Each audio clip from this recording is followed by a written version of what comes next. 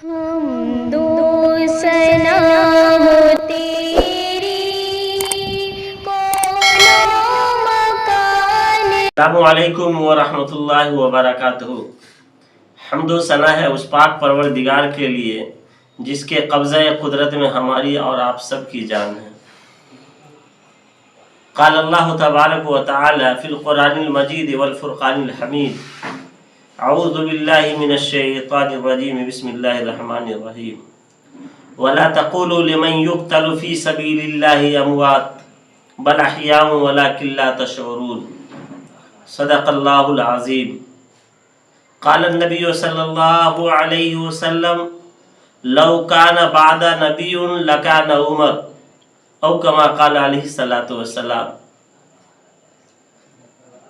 شہید کی جو موت ہے وہ قوم کی حیات ہے، شہید کی جو موت ہے وہ قوم کی حیات ہے، شہید کا جو خون ہے وہ قوم کی زکوٰۃ ہے۔ دنیائے عدالت میں تیرا نام رہے گا، دنیائے عدالت میں تیرا نام رہے گا، فاروق تیرے نام سے اسلام رہے گا۔ دوستو، آج کے اس خصوصی بیان میں خلیفہ دوم حضرت عمر فاروق رضی اللہ تعالی عنہ کے شہادت کے موضوع پر اور حضرت عمر ابن خطاب رضی اللہ تعالی عنہ کے چند مناقب و سیرت کے بارے میں ہم بات کریں گے۔ حضرت عمر ابن خطاب رضی اللہ تعالی عنہ کی شہادت یکم محرم 24 ہجری کو ہوتی ہے۔ حضرت عمر رضی اللہ تعالی عنہ کو اسی دن یکم محرم الحرام 24 ہجری کو دفن کیا جاتا ہے۔ یوں تو زخم 3 دن قبل ہی لگ چکے تھے۔ حضرت عمر رضی اللہ تعالی عنہ کے دور خلافت کی مدت 10 سال 6 ماہ اور 4 دن تھے۔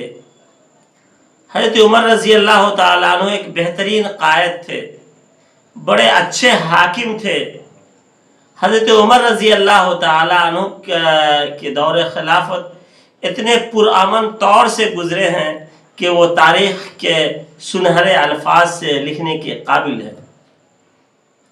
حضرت عمر ابن خطاب رضی اللہ تعالی عنہ نے اپنے دور خلافت میں 2 سپر پاور قیصر و کسریٰ کو ذرا برابر بھی آنکھ نہیں لگایا، بلکہ اپنے جوتے کے ٹھوکروں پہ رکھا اور ان کو بالکل ہی دشمن کو ٹھوکر ہمیشہ لگاتے رہے اور ان کو ذرا بھی جو ہے اس کو خاطر میں نہیں لایا۔ حضرت عمر رضی اللہ تعالی عنہ کے اسلام میں آنے کی وجہ سے اسلام کو سرخروئی اور سربلندی نصیب ہوئی، اسلام کو ترقی ملی، اور خانہ کعبہ کے اندر پہلی مرتبہ اسلام لانے کے بعد حضرت عمر خطاب رضی اللہ تعالیٰ عنہ کی شخصیت ہے جو اللہ کے رسول جناب محمد الرسول اللہ صلی اللہ علیہ وسلم سے فرماتے ہیں کہ ہم کھلے طور سے اور کھلم کھلا بیت الحرام کے اندر ہم اپنی نماز کو ادا کریں گے۔ اور حضرت عمر رضی اللہ تعالیٰ عنہ کی شخصیت ہے کہ انہی کی معیت میں پہلی مرتبہ جو ہے خانہ کعبہ کے اندر صحابہ کرام رضوان اللہ تعالیٰ علیہم اجمعین کی جماعت پہنچتی ہے اور نماز ادا کرتی ہے۔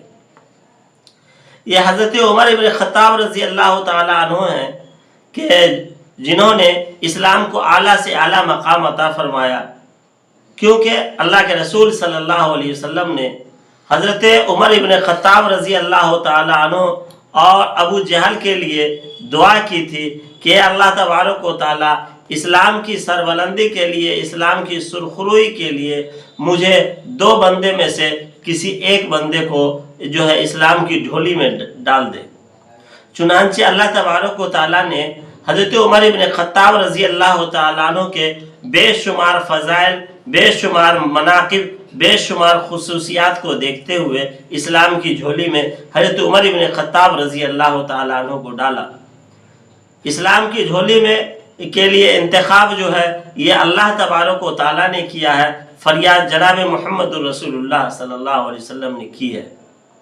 چنانچہ امیر شریعت حضرت مولانا حضرت شیخ عطا اللہ شاہ بخاری رحمۃ اللہ علیہ فرماتے ہیں کہ یوں تو تمام صحابہ کرام جناب محمد الرسول اللہ صلی اللہ علیہ وسلم کی مرید ہیں، لیکن حضرت عمر ابن خطاب رضی اللہ تعالیٰ عنہ جناب محمد الرسول اللہ صلی اللہ علیہ وسلم کے مراد ہیں، کیونکہ اللہ کے رسول صلی اللہ علیہ وسلم کی مراد تھی اور منشا تھا اور مقصد تھا کہ اسلام کی سربلندی کے لیے دو شخصیت میں سے ایک شخصیت کا انتخاب ہو، یا تو عمر یا تو ابو جہل۔ چونکہ ابو جہل کے اندر بہت ساری خامیاں تھی، ہر دھرمیاں تھی اور ضد تھا، گھمنڈ تھا، غرور تھا، انا تھا، کبر تھا، اس لیے اللہ تبارک و تعالیٰ نے ایسے بندے کو اسلام کے لیے پسند نہیں فرمایا اور اسلام کے اندر جو ہے اسے داخل نہیں ہونے دیا۔ حضرت عمر رضی اللہ تعالیٰ عنہ کی شخصیت ہے جو اسلام کے اندر داخل ہوئے۔ چنانچہ حضرت عمر رضی اللہ تعالیٰ عنہ اللہ کے رسول صلی اللہ علیہ وسلم کی مراد ہے اور تمام صحابہ مرید ہیں۔ دوستو، حضرت عمر بن خطاب رضی اللہ تعالیٰ عنہ کے بارے میں اللہ کے رسول صلی اللہ علیہ وسلم نے ایک مرتبہ خواب دیکھا۔ انبیاء کرام علیہ الصلوۃ والسلام کے جتنے بھی خواب ہوتے ہیں یہ تمام کے تمام خواب جو ہیں وحی کا درجہ رکھتے ہیں۔ انبیاء کرام علیہ الصلوۃ والسلام کے خواب شیطانی خواب نہیں ہوتے۔ اگر شیطانی خواب مان لیا جائے تو شریعت مشکوک ہو جائے گی۔ اللہ کے رسول صلی اللہ علیہ وسلم نے خواب دیکھا کہ میں دودھ پی رہا ہوں اور جو بچ رہا ہے حضرت عمر رضی اللہ تعالیٰ عنہ کو دے رہا ہوں، حضرت عمر پی رہے ہیں اور ان کی انگلی سے دودھ کے فوارے جاری ہو رہے ہیں۔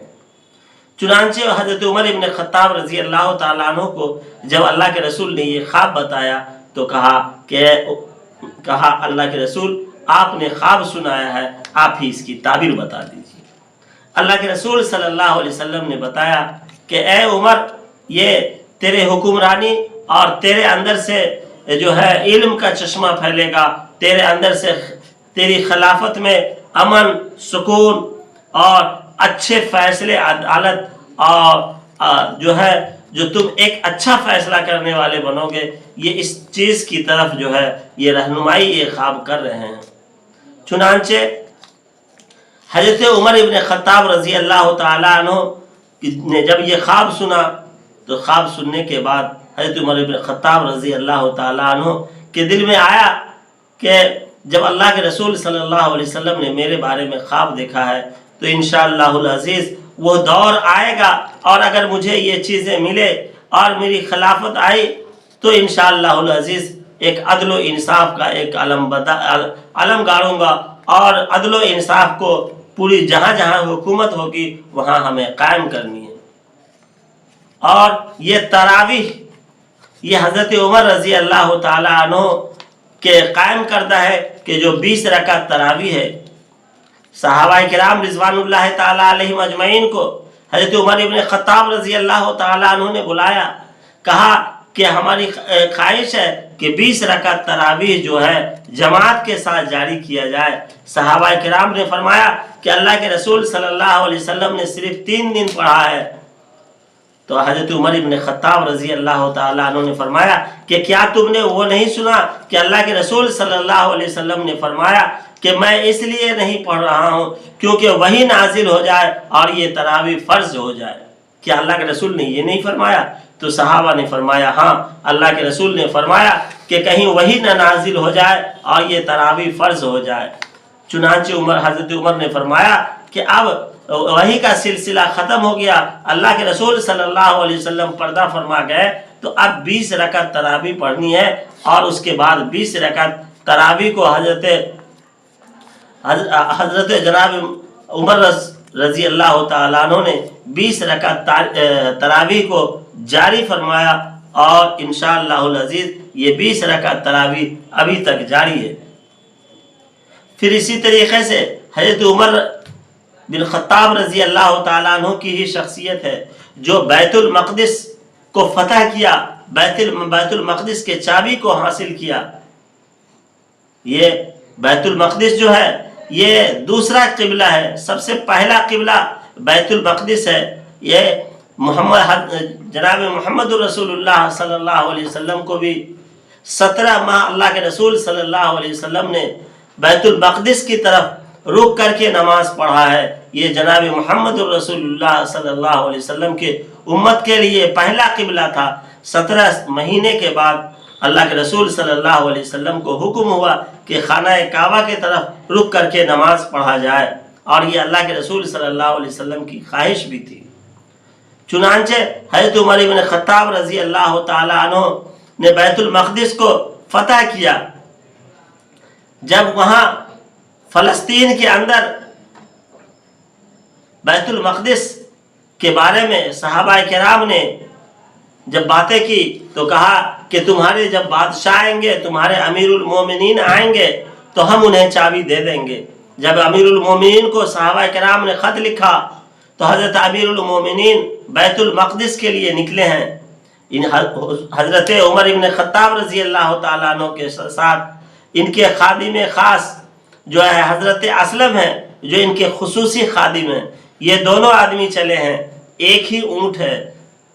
اندازہ کیا جائے حضرت عمر بن خطاب امیر المومنین ہیں، بادشاہ وقت ہیں، 2 اونٹ لے سکتے تھے، ایک پر خود بیٹھتے، ایک پر اپنے خادم کو بیٹھاتے، لیکن ایک ہی اونٹ لیا.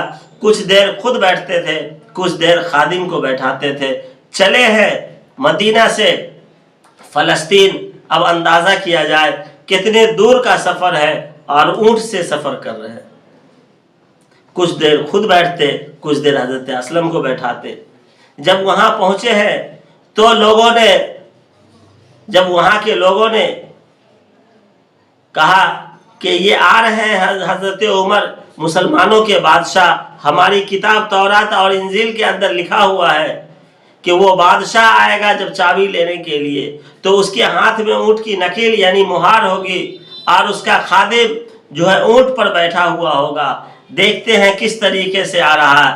اگر اس طرح سے آیا تو اسے چابی دی جائے گی، اور اگر اونٹ پر بیٹھ کر کے آئے گا تو چابی نہیں دی جائے گی.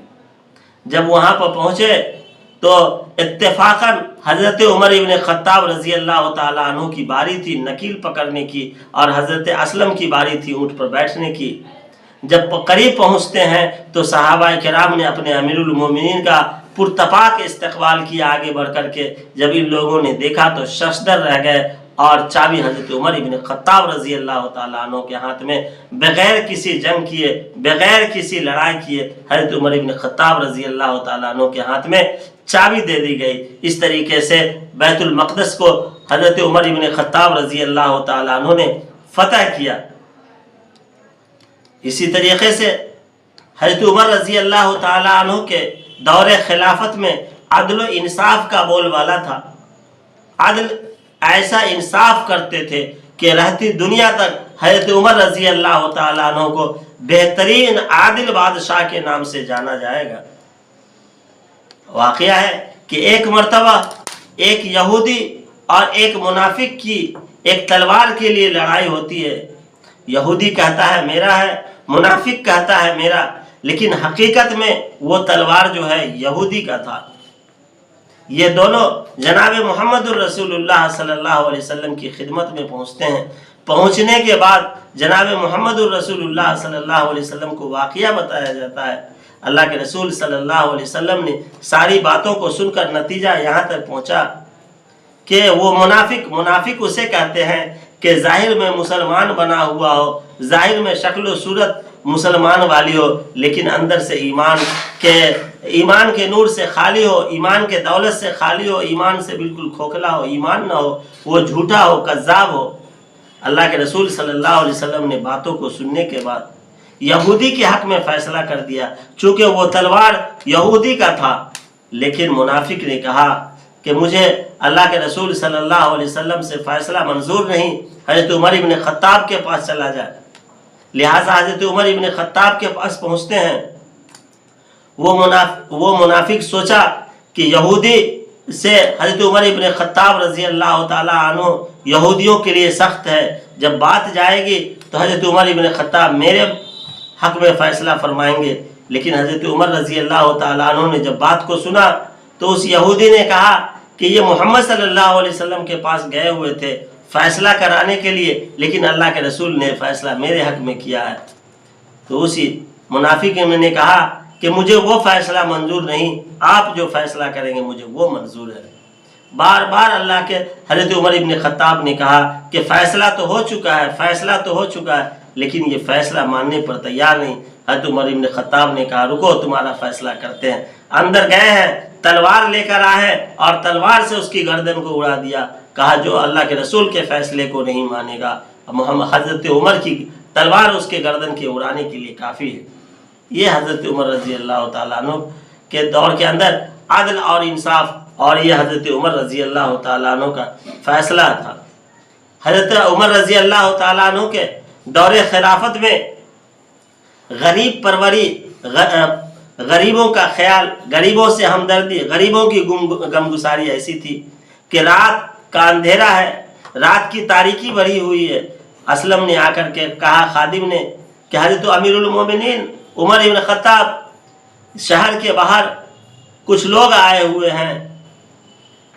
تو حضرت عمر رضی اللہ تعالیٰ عنہ جب وہاں پہنچتے ہیں تو ایک خاتون کو دیکھتے ہیں کہ جس کے چند بچے ہیں، اور وہ خاتون دیگچی میں پانی میں کچھ پتھر کو رکھ کر کے چڑھائی ہوئی ہے اور اس سے دھواں نکل رہا ہے۔ جب دیکھا کہ بہت تاخیر ہو رہی ہے اور اب تک یہ دھواں جل ہی رہا ہے، حضرت عمر جا کر کے پوچھتے ہیں کہ آخر اس میں کیا بنا رہی ہو کہ اب تک نہیں بنا ہے؟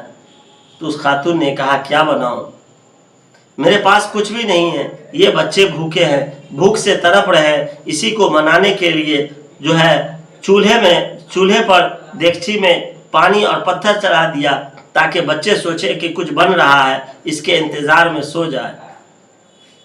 حضرت عمر ابن خطاب نے جب اس بات کو سنا ہے فوراً بیت المال آئے، بیت المال سے گھی کا بوڑا اور آٹے کا بوڑا اور جو بھی ضروریات کے سامان تھے لیے ہیں اپنے کاندھے پہ۔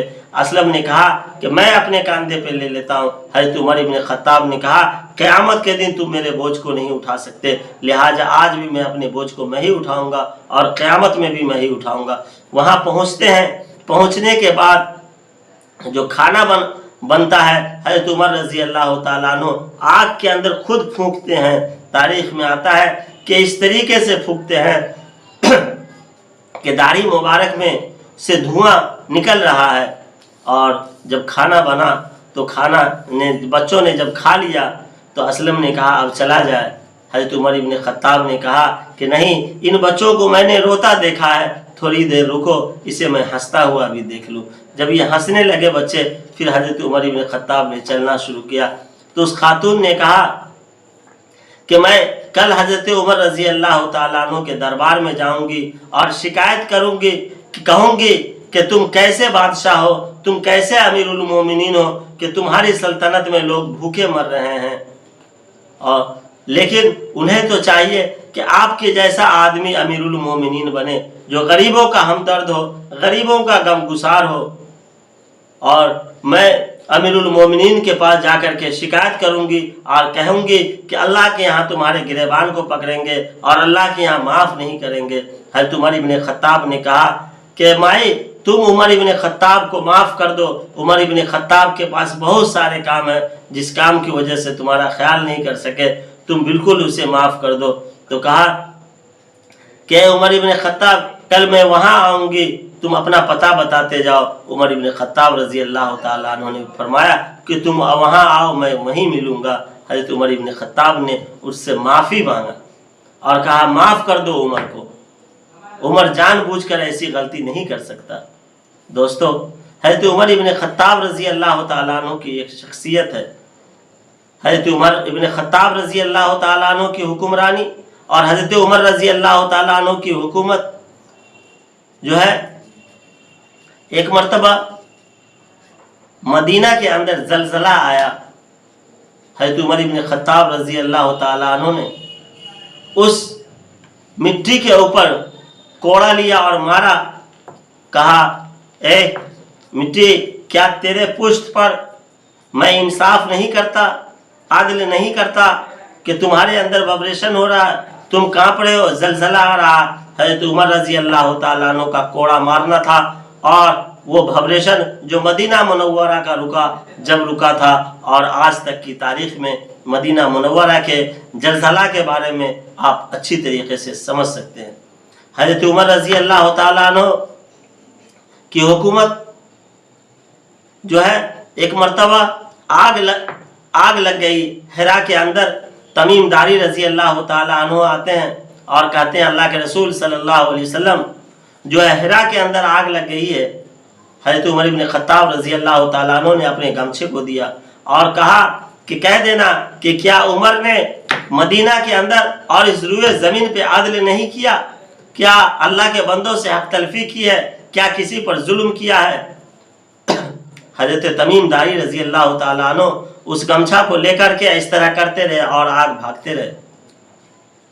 اسی طریقے سے ایک مرتبہ حضرت عمر رضی اللہ تعالیٰ عنہ منبر پر خطبہ دے رہے ہیں، لوگوں سے مخاطب ہیں، جملہ معترضہ کے طور پر کہتے ہیں اے ساریہ ہٹ جا، پہاڑ سے تھوڑا سا ہٹ جا۔ پھر اس کے بعد گفتگو شروع کر دیتے ہیں۔ صحابہ کرام نے اس وقت اور تاریخ کو لکھ لیا۔ پھر پوچھا تقریر کے بعد کہ کیا بات تھی؟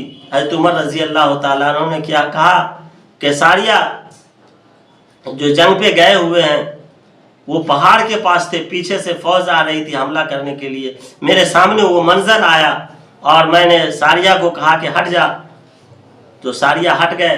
پھر جب حضرت ساریہ جب جنگ فتح کر کے آئے ہیں تو لوگوں نے پوچھا تو حضرت ساریہ نے کہا ہاں حضرت عمر رضی اللہ تعالیٰ عنہ نے جب میرے پیچھے سے فوج آ رہی تھی، میں ادھر سے قافل تھا، تو حضرت عمر بن خطاب رضی اللہ تعالیٰ عنہ نے مخاطب کیا اور میں اس سے بچ گیا۔ یہ حضرت عمر رضی اللہ تعالیٰ عنہ کی شخصیت تھی۔ حضرت عمر رضی اللہ تعالیٰ عنہ چاروں عناصر پہ حضرت عمر رضی اللہ تعالیٰ عنہ کی حکومت تھی۔ مصر کے اندر دریائے نیل میں پانی نہیں بہ رہے تھے، خشک رہتا تھا۔ ہر سال ایک دوشیزہ جوان لڑکی کو بنا سنگار کر کے زیور سے آراستہ کر کے اس دریا کے اندر لا کر کے اسے چڑھایا جاتا، ذبح کیا جاتا، تب دریا کے اندر پانی آتا۔ حضرت عمر رضی اللہ تعالیٰ عنہ کو وہاں کے گورنر نے خط لکھا۔ حضرت عمر رضی اللہ تعالیٰ عنہ نے خط لکھا کہ جاؤ گورنر کو دینا اور کہنا کہ دریائے نیل کے اندر ڈال دے۔ جب گورنر نے اس خط کو دریائے نیل کے اندر ڈالا تو خط میں لکھا تھا اے دریائے نیل، تم اگر خدا کے حکم سے بہتے ہو تو بہہ جانا، لیکن اگر تمہاری کچھ یہ ہے تو تم مت بہنا، اور تم جو بلی مانگتے ہو اور خاتون کے خون کو مانگتے ہو، یہ اس سے خدا ناراض ہوتا ہے، یہ نہیں دیا جائے گا۔ اگر اللہ کے حکم سے بہتے ہو تو بہہ پڑو۔ تاریخ نے لکھا کہ دریائے نیل اسی وقت بہہ پڑا اور 16 ہاتھ اوپر سے بہا، اور ابھی بھی بہہ رہا ہے، قیامت تک بہتا رہے گا۔ یہ ہے حضرت عمر بن خطاب رضی اللہ تعالیٰ عنہ کی شخصیت۔ چاروں عناصر پر حکومت تھی۔ پانی پر حکومت تھی جو دریائے نیل سے بہنے لگی، ہوا پہ حکومت تھی جو خطبے کے اندر ساریہ کو حکم دیا، مٹی پر حکومت تھی کہ مدینہ کے زلزلہ میں زمین پر کوڑا مار کر کے کہا، آگ پر حکومت تھی کہ حرا میں آگ لگنے پر حضرت تمیم داری رضی اللہ تعالیٰ عنہ کا۔ اس طرح سے حضرت عمر رضی اللہ تعالیٰ عنہ کی شخصیت ایک بڑی شخصیت تھی۔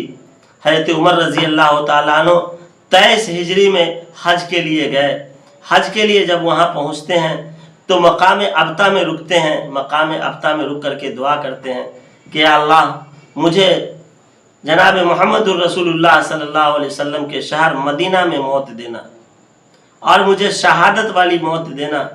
صحابہ نے کہا کہ مدینہ میں تو کفار کا آنا منع ہے، وہاں کفار کہاں سے آئیں گے جو انہیں شہید کریں گے۔ پھر اس کے بعد کچھ دنوں کے اندر کفار مکہ کا داخلہ ممنوع تھا، لیکن ایک لولو مجوسی نام کر کے تھا جو حضرت مغیرہ ابن شعبہ رضی اللہ تعالیٰ عنہ کا غلام تھا۔ اس نے حضرت مغیرہ ابن شعبہ رضی اللہ تعالیٰ عنہ کو کہا کہ مجھے مدینہ میں لے جایا جائے اور میں وہاں جا کر لوگوں کو نقاشی سکھاؤں گا، لوگوں کو ہنر سکھاؤں گا، اور لوگوں کو میں بہترین ہنر سکھا کر کے قابل بناؤں گا۔ چنانچہ حضرت مغیرہ ابن شعبہ رضی اللہ تعالیٰ عنہ نے حضرت عمر ابن خطاب رضی اللہ تعالیٰ عنہ کے پاس آ کر کے سفارش کی کہ اس کو بلا لیا جائے تاکہ مسلمان سیکھ سکے۔ چنانچہ اجازت ملی اور لولو مجوسی آیا۔ آنے کے بعد لوگوں کو سکھانے لگا، اور لولو مجوسی جو ہے حضرت مغیرہ ابن شعبہ رضی اللہ تعالیٰ عنہ کو خراج دیا کرتا تھا، جو جزیہ ٹیکس بولتے ہیں، جو لوگ غلام ہوا کرتے تھے اپنے مالک کو دیا کرتے تھے، تو 2% یعنی 10 درہم میں 2 درہم دیا کرتے تھے۔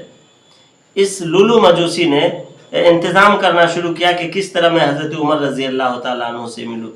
یہ کوشش کرتے کرتے حضرت عمر رضی اللہ تعالیٰ عنہ کے دربار میں پہنچا اور شکایت کی کہ میرا مالک مغیرہ ابن شعبہ جو ہے مجھ سے زیادہ جو ہے خراج لیتا ہے، 2 درہم لے رہا ہے، آپ سفارش کر دیں 1 درہم لے۔ حضرت عمر رضی اللہ تعالیٰ عنہ نے جب پتہ کیا تو پتہ چلا کہ 2 درہم تو ٹھیک ہے، لیکن پھر بھی کہا کہ چلو اس کی کچھ حمایت کی جائے، اس سے کچھ کم کر دیا جائے۔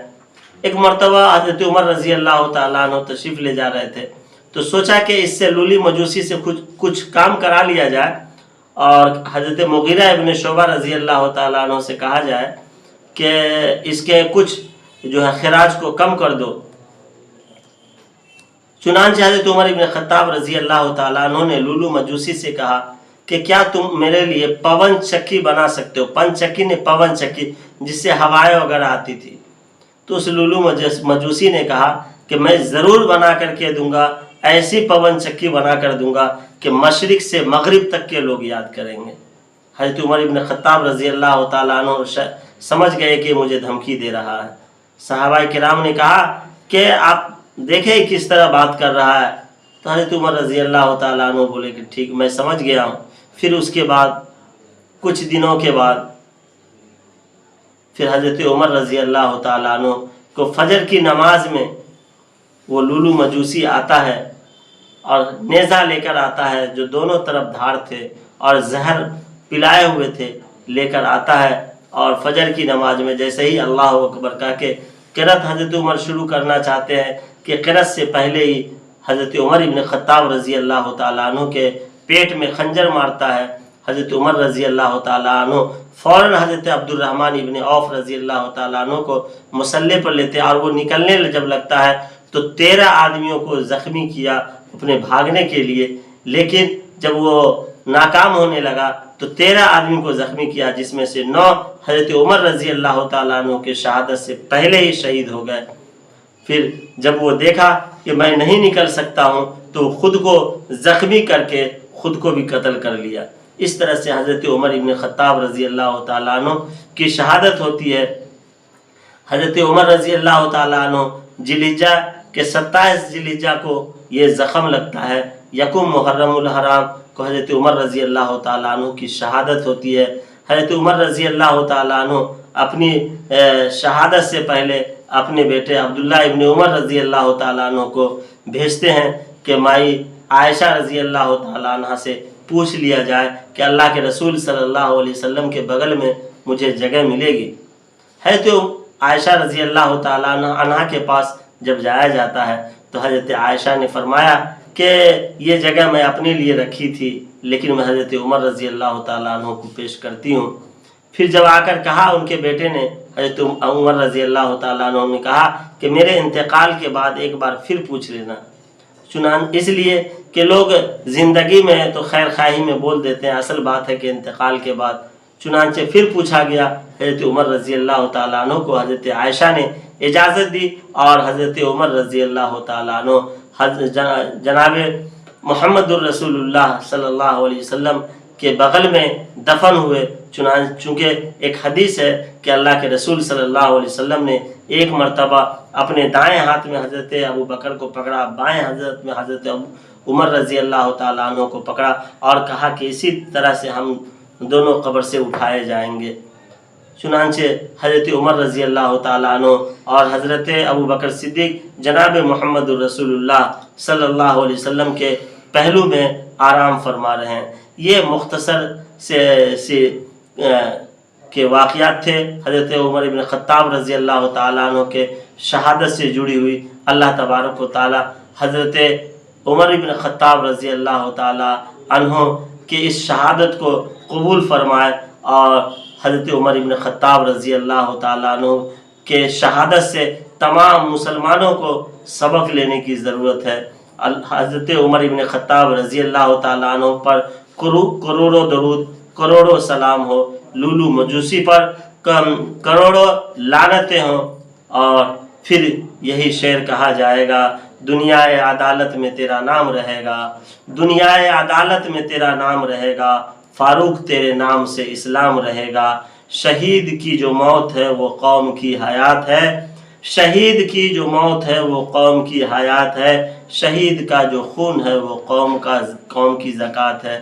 اللہ تبارک و تعالی ہمارا اور آپ سب کا حامی و ناصر ہو۔ السلام علیکم ورحمۃ اللہ وبرکاتہ۔